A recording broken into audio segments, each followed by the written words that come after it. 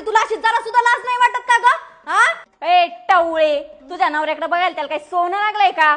तोच बघतो सारखा माझ्याकडे टक्का मक्का. ए बाई, माझ्या नवऱ्याला काय बोलायचं नाही बरं का. माझ्या नवऱ्याने आजपर्यंत कोणत्या बाईकडे असं वाकडं नजरेने पाहिलं नाही, त्याच्यामुळे माझ्या नवऱ्याला काय बोलली ना उभा चिरीन तुला इथं. उभा चिरीन म्हणी, माझ्या हाताला काय मेहंदी लागली का?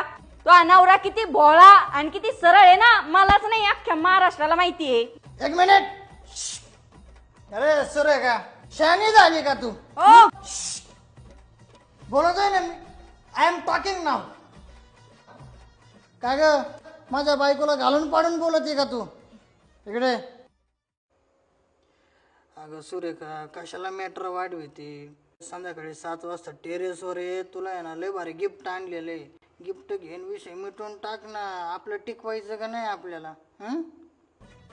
तुम्ही म्हणतात ना म्हणून सोडून दे तिला, नाही तर पाहिलंच ती तिच्याकडं. काय म्हणली का होई? अगं मी तिला सांगत होतो, मी माझ्या पत्नीला सोडून कोणाकडे बघतच नाही. माझ्या बायको म्हणजे माझा हार्ट आहे, माझा प्रिन्सेस आहे. ऐकाय गेली काय ना सुरेखा, रात्री 7 वाजता टेरेसवर दिसू नको.